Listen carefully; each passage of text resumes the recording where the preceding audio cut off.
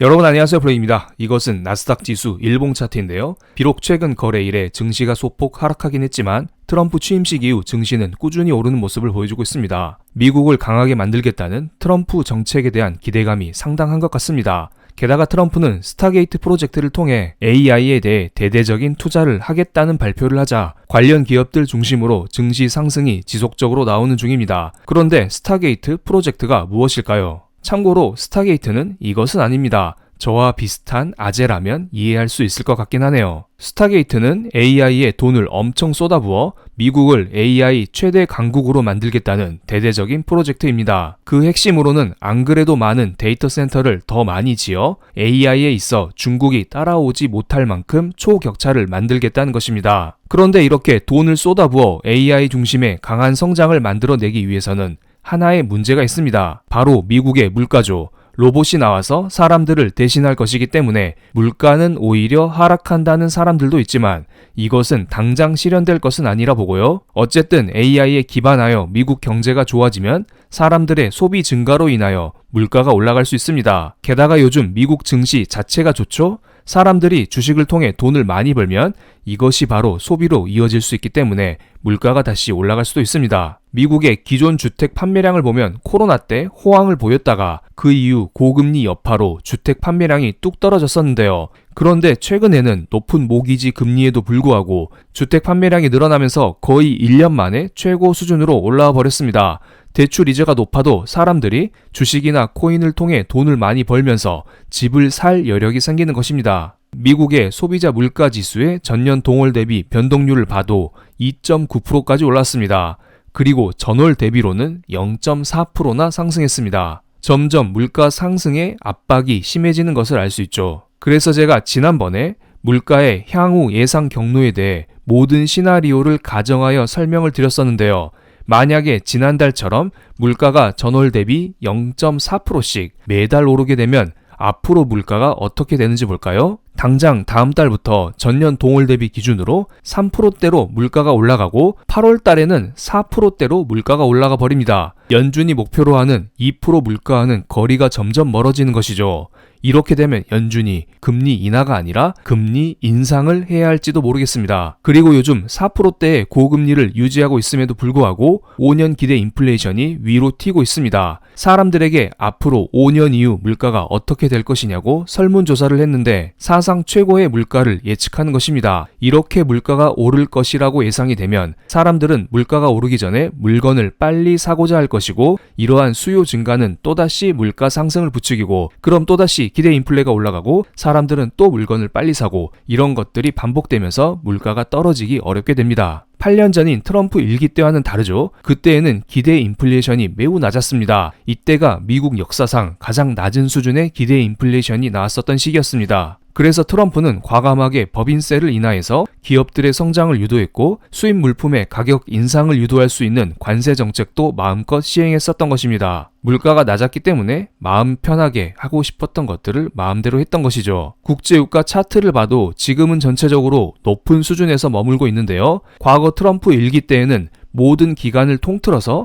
현재보다 국제유가가 높았던 날이 하루도 없었네요. 트럼프 1기 때에는 그만큼 에너지 가격도 저렴했기 때문에 물가 상승률이 낮았다고 볼 수 있습니다. 참고로 이것은 각각 미국의 물품에 대해서 전월 대비 소비자 물가 지수의 변동률을 나타낸 것입니다. 최근에 발표된 미국의 소비자 물가 지수를 잘 보시면 대부분 품목들에서 전월 대비 1% 미만의 물가 상승률을 보여주고 있습니다만 오직 에너지 관련 품목들은 4%대의 물가 상승률을 보여주고 있습니다. 예를 들어 사람들이 외식으로 지출하는 비용을 다 계산해 봤더니 전월 대비 0.3%만 늘어났습니다만 난방비, 주유비 이런 것들을 계산해 보니 전월 대비 4%나 늘어난 것입니다. 트럼프는 이것을 보고 깜짝 놀랐을 거라 봅니다. 트럼프가 생각하고 있는 감세, 관세, 돈풀기 이런 것들을 하기 위해서는 에너지 쪽을 1차적으로 틀어 막아야 한다는 생각을 했고 최근에 스위스에서 열린 다보스 포럼에서 한마디를 했죠. 물론 직접 간 것은 아니고요. 화상으로 연설을 했는데요. 다보스 포럼에서 최대 산유국 중 하나인 사우디아라비아를 향해 미국에 대한 투자를 기존보다 더 많은 1조 달러로 늘려달라는 말을 했고요. 산유국들을 향해 원유 가격을 인하해 달라고 했습니다. 이거 산유국들은 기름 팔아먹고 사는데요. 자기의 주 생산품의 가격을 깎아달라고 한 것입니다. 한국으로 따지면 반도체 가격을 깎아달라고 하는 것인데요. 산유국들이 쉽게 승낙할까요? 조금 어렵다고 봅니다. 가격을 내릴 수 있는 것은 증산을 하면서 공급을 늘리는 방법뿐이죠. 트럼프는 드릴 베이비 드릴을 외치면서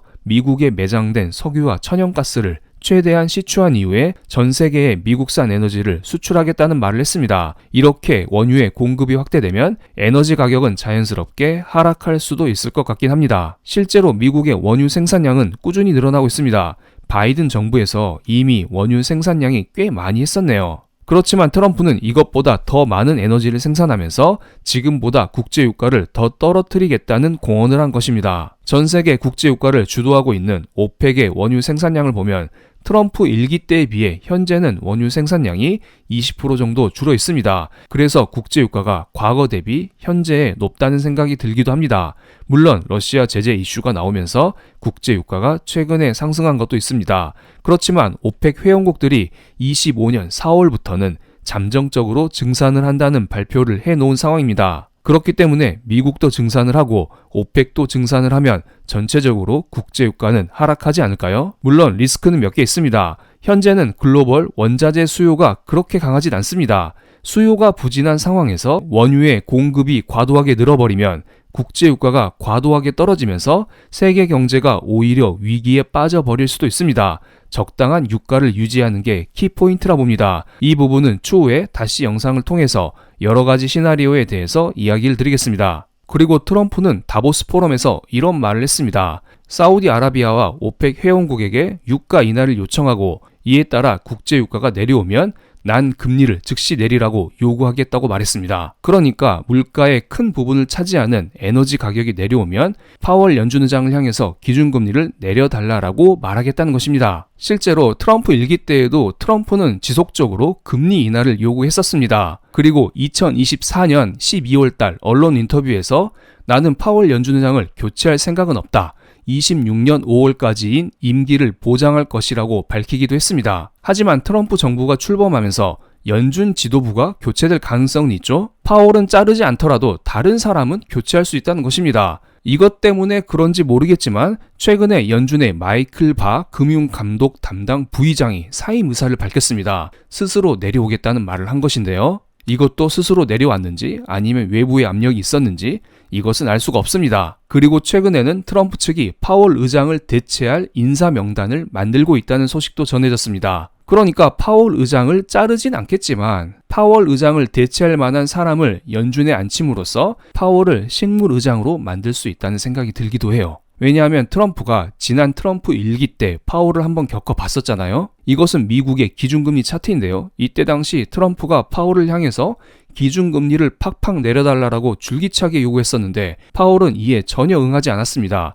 이때 기준금리를 내렸던 것도 겨우겨우 어쩌다 보니까 기준금리를 이렇게 내린 것입니다. 마지막에 한 방에 기준금리를 0%까지 내린 것도 코로나 위기가 터졌기 때문에 파월이 어쩔 수 없이 내렸던 것입니다. 그리고 이때 0%까지 기준금리가 내려갔을 때에는 트럼프는 오히려 마이너스 금리를 요구하기도 했었네요. 그렇지만 파월은 마이너스 금리는 안 된다. 지금 금리면 충분하다. 이렇게 선을 딱 그었었던 적도 있었고요. 지금의 기준금리가 이런 식으로 천천히 내려오고 있는데요. 아마도 특별한 위기가 없는 한 파월은 기준금리를 내려주지 않을 겁니다. 과거 2019년도 세 차례의 금리 인하가 있었는데 이때 파월이 기준금리를 내린 이유가 뭐냐면 미국의 성장은 강력한데 다른 나라의 성장이 어렵기 때문에 역풍이 우려되어서 어쩔 수 없이 기준금리를 내려준다. 이거였습니다. 아마도 트럼프는 이것을 노리면서 다른 나라를 때리지 않을까요? 중국도 때리고 한국도 때리고 캐나다도 때리고 멕시코도 때리고 이런 식으로 여러 나라를 때리면서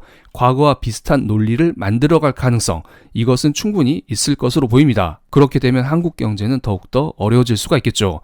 한국 경제에 대한 부분은 다음 시간에 영상을 통해서 인사드리겠습니다. 그럼 오늘 영상 여기서 마치겠습니다. 제 영상이 마음에 드셨다면 구독, 좋아요, 알림 설정까지 부탁드릴게요. 감사합니다.